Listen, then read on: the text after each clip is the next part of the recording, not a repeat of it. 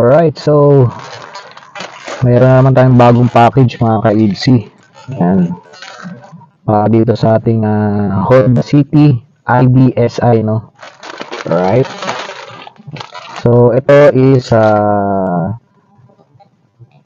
hand sealing steering wheel cover, no?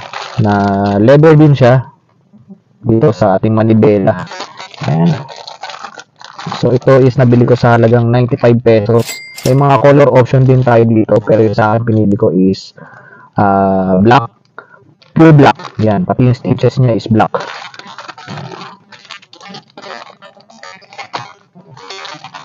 So, ito siya. Yung mga kasama niya. Bali, may mga sizes din to. Yung sa akin pinili ko medium, I think nasa 38, parang ganun yung size niya. Yan, so ipa-flash ko na lang sa screen para ma-sure tayo, no? Para sa mga gusto mag-avail na pang Honda City din yung gagamitin nila para din na kayo magkamali ng size, no? So, ito yung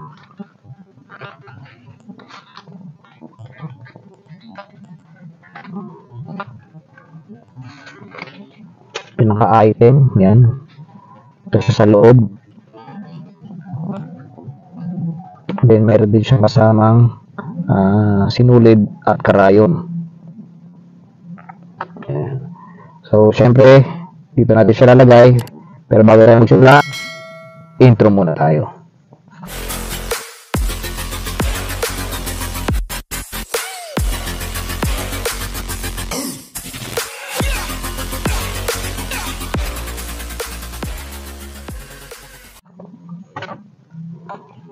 Alright, so bago natin siya lagyan, linisin muna natin siya ng malinis na basahan at saka alcohol. Alright. Yung iba niyan kasi hindi na dumi. Yung pinaka-ano na yan, rubber nung manibela. Ano, medyo pudpud na rin kasi to. Siyempre, hindi naman natin brand new nakuha yung sasakyan, kaya expected natin na may mga konting ganyan na yung makukuha nating unit. Right? So, ito siya. Yung size nung nakuha natin. Right? Eksakto lang to.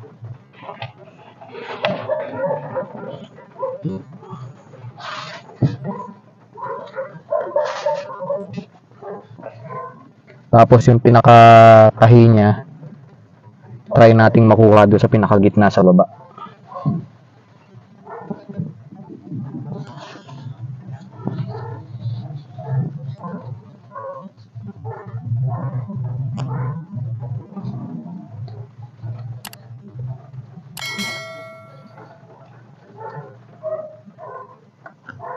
Stretchable naman siya ng bahagya, kaya I think maglalapat naman to. Then, dito kukunin ko yung pinaka dulo nito. Bala, ito masagad tayo. Ayan.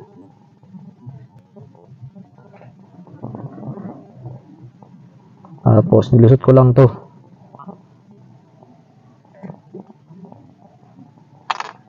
Then, ibubuhol ko siya dito sa loob.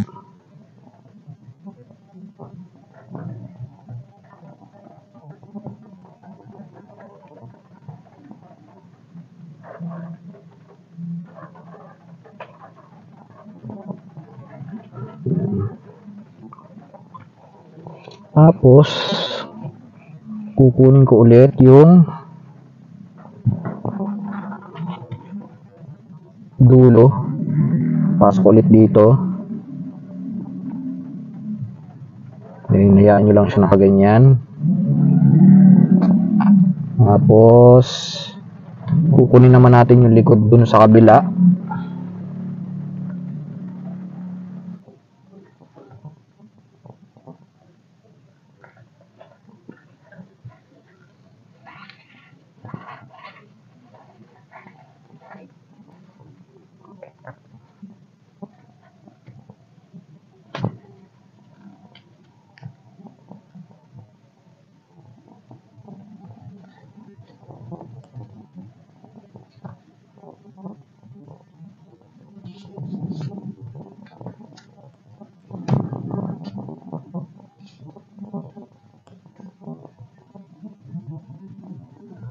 Medyo hatakan nyo lang ng bagya.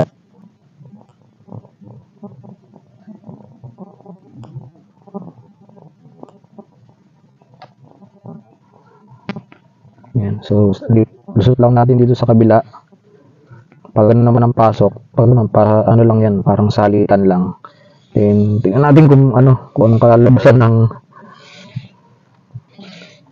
ng pattern niya.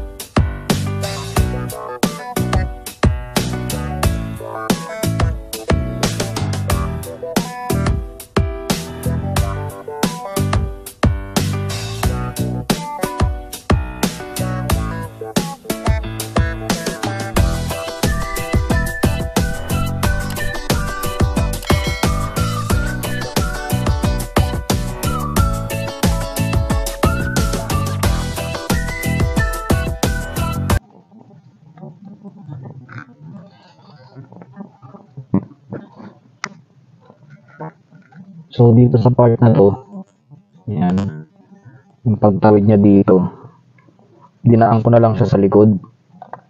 Tapos, hindi na ako magkakat.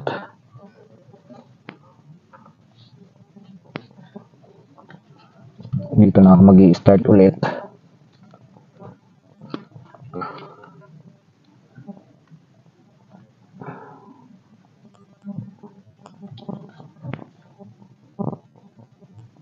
Kunin ko sa likod. Buwa siya sa likod. Sinulid lang din. Tapos, takin ko siya paharap. Kung saan siya dito mababatak. Let's see here. natin.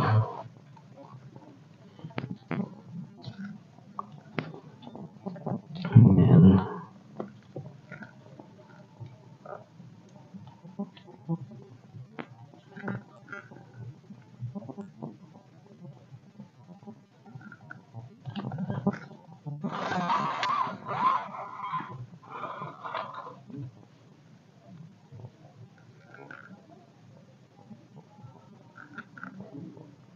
Tapos same procedure lang ulit.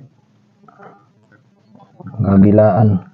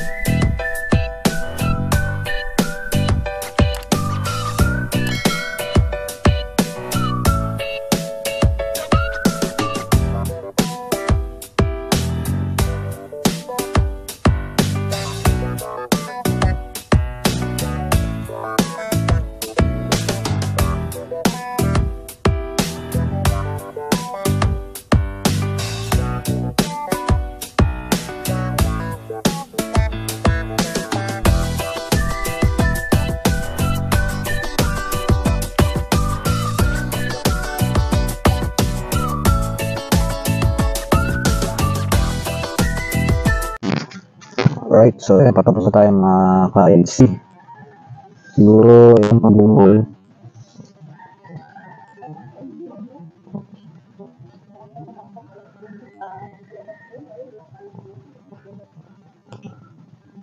Diskarte na lang natin kung paano.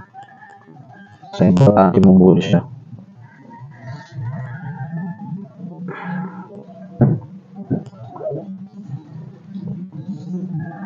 Ayan. So, gugupitin ko na lang siya. Right. So far,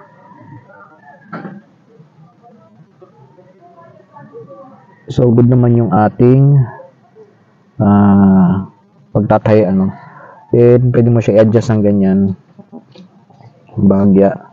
Para hindi masyadong kita yung tahi dito. Yan.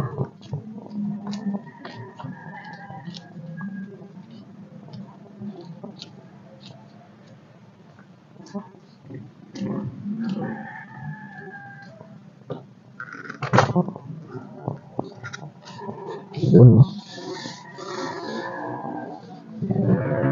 So, pinasok ko ng bagya yung tahi dun. Yan.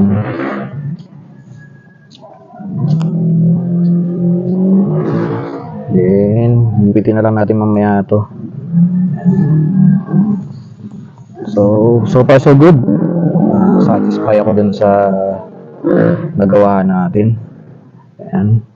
So, hindi ko naman sinasabing yung perfect na pagtatahi, pero nakuha ko naman yung gusto kong tahi na hindi siya bara-bara. Ayan. So, parang siyang may diamond cut or diamond stitch. Ito again. Ayan. Alright, so yun lang naman mga ka-EDC. Hopefully kahit papano is nakatulong itong video vlog natin for today. So you know the drill. Please like, share, and subscribe. And don't forget to hit the notification bell para lagi kayong updated sa mga videos na i-upload pa natin. Once again, ako yung lingkod, Click Natik. signing off.